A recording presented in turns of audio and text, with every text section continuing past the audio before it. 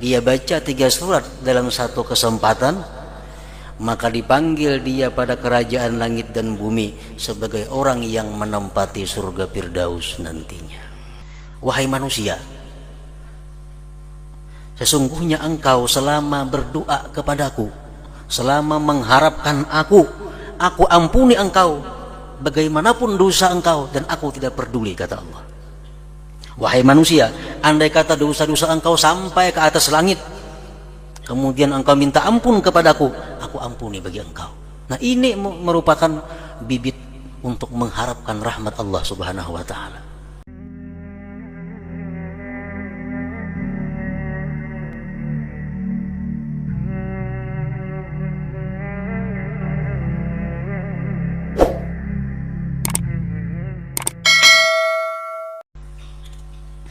Bismillahirrahmanirrahim. Ar-Rahmanu Allamal Qur'an, khalaqal insan, allamahul bayan.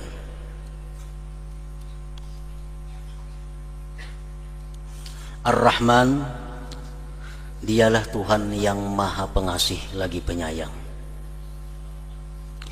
Allamal Qur'an, dialah Ar-Rahman yang mengajarkan kepada kita Al-Qur'an.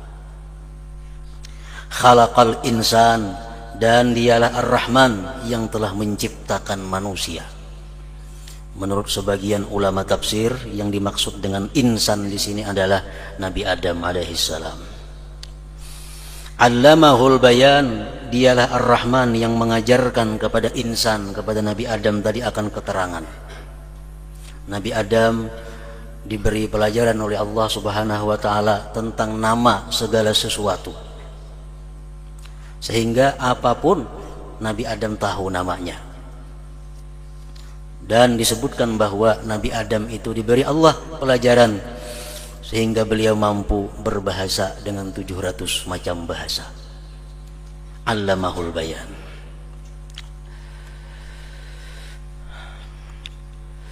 Rasulullah sallallahu alaihi wasallam bersabda, likulli syai'in arus wa arusul Qur'an Ar-Rahman, akhrajahul Baihaqi. Kata Rasulullah, bagi tiap-tiap sesuatu itu ada pengantinnya. Dan pengantin Al-Quran adalah Ar-Rahman. Dalam hadis yang lain Rasulullah menyatakan, qari'ul hadid wa idza waqa'atil waqi'ah war-Rahman yud'a fi malakutis samawati wal ar sakinal firdaus, akhrajahul Baihaqi. Orang yang membaca surat Al-Hadid, surat Idza Waqa'atil Waqi'ah, dan surat Ar-Rahman, dia baca 3 surat dalam satu kesempatan, maka dipanggil dia pada kerajaan langit dan bumi sebagai orang yang menempati surga Firdaus nantinya. Ini kelebihan atau fadilat surat Ar-Rahman yang disebut dengan surat pengantinnya Al-Quran. Al-Imamul Ghazali rahimahullah mengatakan, Ar-Rahman, kita mengartikan biasa Ar-Rahman itu dengan maha pengasih, maha penyayang, karena hanya itulah kata-kata yang kita mampu mengucapkannya.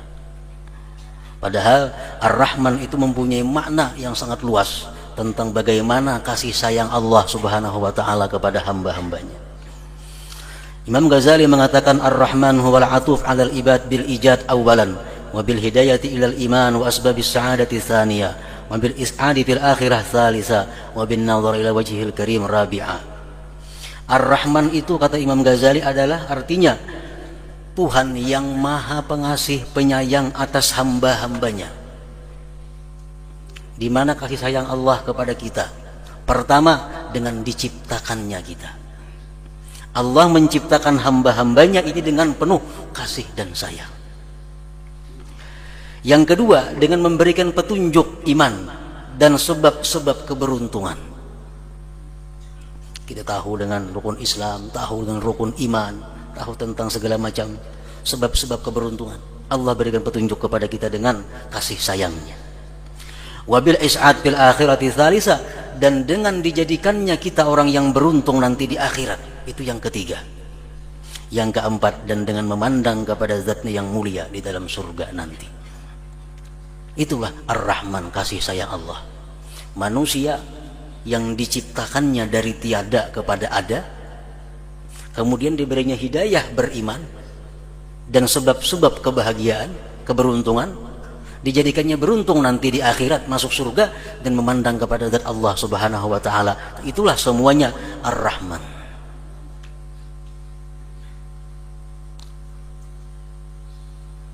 Jadi dari Ar-Rahman ini timbul Al-Wadud, pecinta. Allah sangat mencintai. Itu berarti asalnya dari Ar-Rahman. Ar-Razzaq, Allah yang memberikan rezeki kepada kita. Allah memberikan rezeki kepada kita karena asalnya memang Allah itu Ar-Rahman, pengasih, penyayang. Dari Ar-Rahman timbul Al-Ghaffar, yang maha pengampun. Karena dia maha penyayang, diampuninya hamba-hamba yang berbuat salah. Al-Afu, Allah maha pemaaf. Pemaaf pun timbul daripada Ar-Rahman, kasih dan sayang. At-Tawwab, maha menerima tubat. Itu pun timbul daripada nama Ar-Rahman juga.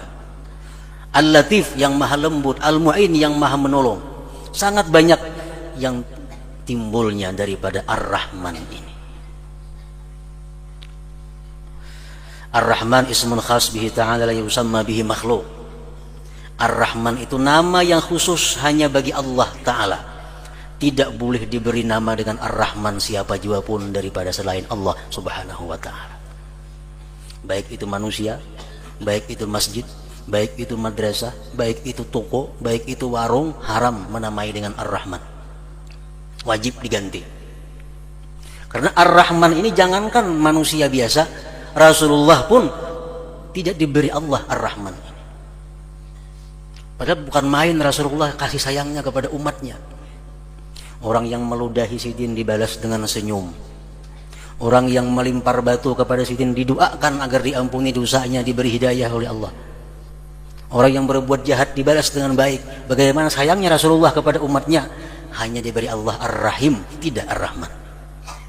Nah, Ar-Rahman ini nama yang sangat luar biasa, yang hanya milik Allah semata. Al-Imam Fakhrur Razi mengatakan Ar-Rahman huwal mun'im bima la yatasawwaru suduru jinsihi minal ibad.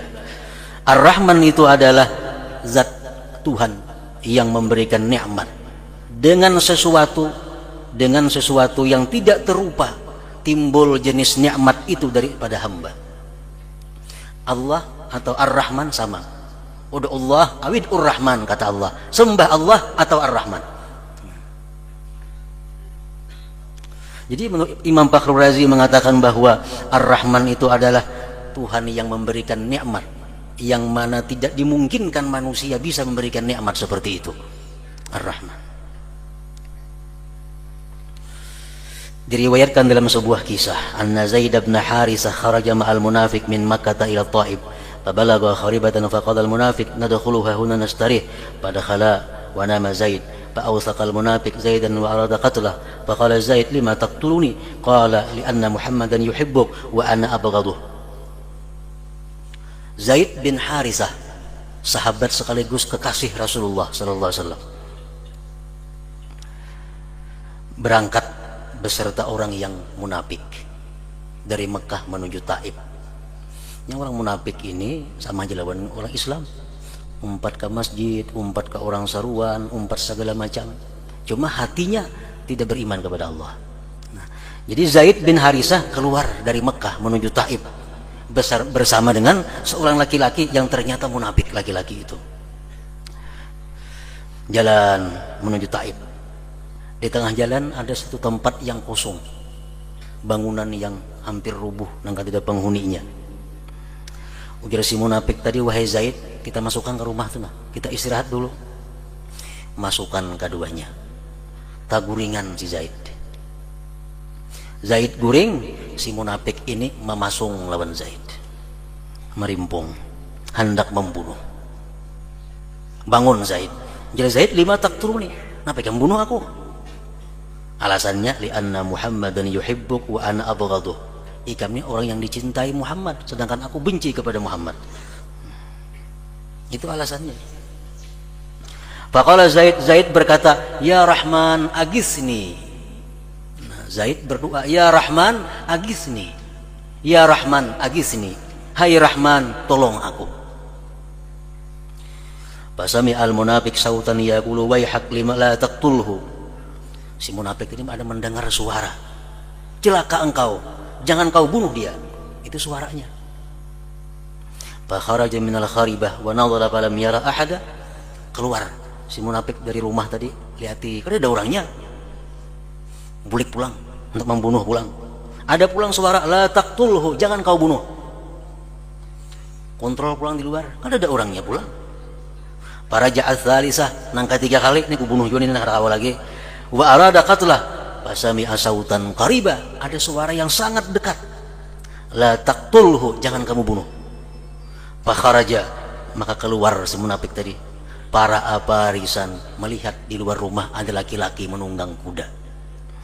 Ma'ahu rumhun, serta laki-laki itu ada tumbak. Fadarabahul faris darbatan faqatalah, dipukulnya oleh yang berkuda tadi si munafik tadi, akhirnya munafik mati situ saya ini. Wadakhalal kharibah, masuk nang berkuda tadi ke dalam rumah nang kosong itu. Wahalla bisaka Zaid, dia lepaskan pasungan Zaid tadi. Waqala, berkata dia, ama ta'rifuni, engkau tahukah aku siapa wahai Zaid? Ana Jibril, aku adalah Jibril. Nah, ini bagian daripada Rahman. Siapapun saat itu kada akan bisa menolong Zaid daripada kematian. Bepasong sudah, pedangnya siap, manusia kada ada. Nang dihubungi siapa kada ada. Cuma Zaid mengata, ya Rahman, agisni. Sesuai dengan perkataan Al-Imam Fakhrul Razi tadi, bahwa Ar-Rahman itu adalah orang yang memberikan sesuatu, baik itu pertolongan yang kadang mungkin bisa dilaksanakan oleh seorang manusia. Dikisahkan lagi tentang Ar-Rahman ini. Nabi Isa alaihissalam lewat di satu pekuburan. Lewat. Ada salah satu kubur yang dipenuhi dengan malaikat azab. Disiksa orang dalam kubur itu. Nabi Isa terus jalan. Beberapa lama kemudian waktu, Nabi Isa bulik melalui pulang kubur tadi. Namun berganti penuh dengan malaikat rahmah. Para anehnya Nabi Isa di sini orang berpukulan dalam kubur. Mulikannya kenapa? Malaikat rahmat penuh mengelilingi kubur tersebut. Nah, mungkin beberapa tahun Nabi Isa kembali ke tempat itu. Nabi Isa ingin bertanya kepada Allah, sembahyang Nabi Isa, minta petunjuk, ada apa gerangan di balik ini kejadian. Allah memberikan wahyu kepada Nabi Isa, wahai Isa, itu orang yang dalam kubur itu orang yang sangat durjana, hampir tidak ada maksiat yang tidak dilakukannya, pol maksiatnya. Dalam kubur dia disiksa. Namun dia waktu meninggal dunia, dia mempunyai seorang istri yang sedang hamil. Begitu dia mati, istrinya melahirkan seorang anak. Anak ini dididik oleh istrinya, dididik sampai bisa mengucap Bismillahirrahmanirrahim. Aku malu wahai Isa menyiksa orang yang di dalam kubur, sedangkan anaknya di atas bumi mampu mengucap Bismillahirrahmanirrahim. Nah, ini bagian daripada Ar-Rahman, kasih sayangnya Allah subhanahu wa ta'ala. Nah, para muhibbin rahimakumullah, walhasil surat Ar-Rahman ini banyak menceritakan tentang nikmat-nikmat Allah, tentang kasih sayang Allah kepada manusia. Namun di akhirnya surat Ar-Rahman ini berbunyi kalimat Tabarakasmu rabbika dzil jalali wal ikram. Itu ujung daripada surat Ar-Rahman. Tabarakasmu rabbika dzil jalali wal ikram. Maha mulia, maha tinggi Tuhan engkau yang mempunyai kebesaran dan kemuliaan. Itu artinya kurang lebih macam itu. Tabarakasmu rabbik dzil jalal wal ikram. Maha tinggi Tuhan engkau yang punya kebesaran dan kemuliaan. Awal surat dimulai dengan Ar-Rahman, yang maha pengasih, maha penyayang. Ditutup dengan yang maha mulia dan maha agung. Nah, itu mengisyaratkan kepada kita bahwa agar kita di dalam kehidupan ini tidak lepas daripada memandang dua nama Allah tersebut. Kalau kita pandang Ar-Rahman, kita akan banyak berharap kepada Allah subhanahu wa ta'ala. Kalau kita pandang bahwa Allah punya kebesaran, keagungan, kita akan timbul takut kepada Allah Subhanahu wa taala. Jadi itu isyaratun ilal jam'i bainar raja' wal khauf, merupakan petunjuk agar kita menghimpunkan antara berharap kepada Allah dan takut kepadanya. Para muhibbin rahimakumullah. Qala Sayyidina Umar bin Khattab radhiyallahu anhu, "Law nudiya liyadkhulin nara kullun nas illa rajulan wahida, la rajautu an akuna dzalikar rajul. Walau nudiya liyadkhulil jannata kullun nas illa rajulan wahida, la khasyitu an akuna dzalikar rajul." Ujar Sayyidina Umar, andai kata dipanggil, diumumkan seluruh manusia masuk neraka kecuali satu yang ke surga, aku berharap, kata Sayyidina Umar, yang satu ke surga itu adalah aku. Itu harapan yang luar biasa. Seluruh manusia andai kata disuruh, diperintah masuk neraka kecuali satu yang ke surga, aku berharap, kata Sayyidina Umar, yang ke surga itu adalah aku. Nah, ini harapan yang luar biasa. Andai kata ada pengumuman seluruh manusia masuk surga kecuali satu yang ke neraka, aku khawatir kalau aku yang ke neraka itu, daripada saking takutnya Sayyidina Umar kepada Allah Subhanahu wa taala. Nah, inilah maksudnya keseimbangan antara takut dan harap dan takut kepada Allah Subhanahu wa taala. Para muhibbin rahimakumullah, bagaimana kita tidak mengharap rahmat Allah? Bagaimana kita tidak mengharap rahmat Allah sedangkan Allah berfirman dalam hadis qudsi, "Ya bani Adam, innaka ma da'autani wa rajautani ghafartu lak ala ma kana minka wala ubali. Ya bani Adam, law balagat dhunubuka anana as-sama summa astaghfartani ghafartu laka." Ila akhir hadis, rawahu Tirmidzi. Wahai manusia, sesungguhnya engkau selama berdoa kepadaku, selama mengharapkan aku ampuni engkau bagaimanapun dosa engkau, dan aku tidak peduli, kata Allah. Wahai manusia, andai kata dosa-dosa engkau sampai ke atas langit, kemudian engkau minta ampun kepadaku, aku ampuni bagi engkau. Nah, ini merupakan bibit untuk mengharapkan rahmat Allah Subhanahu wa taala. Dan bagaimana kita tidak takut kepada Allah, sedangkan Rasulullah menyatakan, "Innar rajula la ya'malu 'amal ahli al-jannah 50 sanah hatta la yabqa bainahu wa bainal jannah illa shibra fa sabaqa 'alaihi al-kitab fa yukhtamu lahu bi'amali ahli an-nar." Rawahu Muslim. Ini sabda Nabi yang membuat kita takut. Sesungguhnya ada seseorang yang beramal kebaikan selama 50 tahun. Terus amal kebaikan yang diperbuatnya, sehingga jarak antara dia dengan surga tinggal sekilan lagi. Namun ketentuan Allah, dia orang yang termasuk ahli neraka. Dalam menjalani yang sekilan itu, dia berbuat amal-amal ahli neraka. Akhirnya dia masuk ke dalam api neraka. Nah, ini yang membuat takut kita. Kebaikan yang kita lakukan selama ini bukan jaminan untuk kita masuk surga. Kenapa? Karena kita belum tahu bagaimana ketetapan Allah di alam azal tentang nasib kita, diri kita. Ini membuat selalu takut kepada Allah Subhanahu wa taala. Para muhibbin rahimakumullah. Jadi takut dan harap itu andai kata ditimbang sama. Dalam keadaan normal, dalam keadaan kita sehat, dalam keadaan kita beribadah, dalam keadaan tenang, takut dan harap kada boleh berat sebelah. Dalam sembahyang ada takutnya, ada harapnya. Dalam baca Quran ada harapnya, harap dapat rahmat, takut kalau salah baca disiksa oleh Allah. Dalam keadaan umum, takut dan harap mesti seimbang, sama. Namun dalam berbagai keadaan ada yang diperlukan harap yang menunjul, takut dikebelakangkan. Dalam kadang-kadang keadaan ada harap kita memajukan, khauf kita mundurkan. Dalam keadaan apa? Ketika kita hendak beribadah kepada Allah. Nah, kalau kita hendak beribadah, kita hendak bangun malam, kita hendak sembahyang tahajud, di situ yang kita majukan adalah mengharap rahmat Allah. Aku sembahyang tahajud, mudahan dapat anugerah Allah. Aku sembahyang ini, mudahan aku dapat pertolongan Allah, dapat kasih sayang dari Allah. Itu menambah semangat kita, menambah rajin kita melaksanakan ibadah itu. Yang kedua, ketika sakit sembahyang sudah kada kawal lagi, tenaga sudah terbatas, mata sudah kaur, membaca Quran kada kawa lagi, hafalan tapi ada nanti hafali. Apalagi hanya mengharap rahmat Allah, hanya mengharap kepada rahmat Allah Subhanahu wa taala. Kada perlu takut lawan Allah dalam keadaan seperti itu. Banyak-banyak mengharap kepada Allah.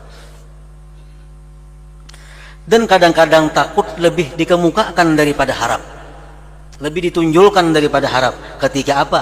Inda azmil maksiat, ketika kita merencanakan satu kemaksiatan kepada Allah. Ketika maksiat ada di hadapan kita, yang kita tunjukkan dalam hati kita adalah keagungan Allah, siksa Allah yang sangat dahsyat. Ada maksiat di hadapan kita, yang kita bayangkan adalah Allah Maha Agung. Allah bisa mencabut nyawaku saat ini juga. Allah bisa meruntuhkan imanku saat ini juga. Kalau kita di hadapan maksiat, takut yang kita menangkan. Berbahaya terbalik itu. Begitu maksiat, nang timbul harap. Ada maksiat, berharap mudahan diampuni Tuhan aja, bisa biar aku gawe ini ada apa-apa gimana. Nah, itu paling andaknya. Di hadapan maksiat, mesti takut yang ditunjukkan. Aku maksiat kepada Allah dengan nikmat Allah. Aku maksiat dengan tangan-tangan berian Allah. Aku maksiat dengan mata-mata berian Allah. Alangkah hinanya, alangkah jahatnya aku kalau aku menggunakan maksiat dengan nikmat Allah Subhanahu wa taala. Allah mengancam, wala in kafartum inna adzabi lasyadid. Jikalau kamu tidak mensyukuri nikmat, artinya menggunakan nikmatku dalam maksiat, azabku sangat pedih. Nah, kita bayangkan segala hal-hal yang menakutkan dari Allah, sehingga kita mundur daripada maksiat itu. Nah, ini ketika berhadapan dengan maksiat. Yang kedua, harap dikebelakangkan, takut dimajukan ketika kita malas menjunjung perintah Allah. Malas menjunjung perintah Allah, malas menjunjung keparduan. Sibuk-sibuk pekerjaan, waktu sembahyang anak habis. Nah, ini mau kita rusakkan pekerjaan ini, habis zuhur, bang orang asar. Nah, di saat itu kita disuruh ingat bagaimana ancaman Allah kepada orang yang melalaikan sembahyang. Fawailul lil musallin, neraka bagi orang yang sembahyang. Alladzina hum an salatihim sahun, yang mereka lalai daripada sembahyangnya. Nah, karena kita malas, karena kita berat untuk menjunjung perintah Allah, kita hadirkan ancaman-ancaman Allah bagi orang yang tidak melakukan keparduan-keparduannya. Nah, para muhibbin rahimakumullah.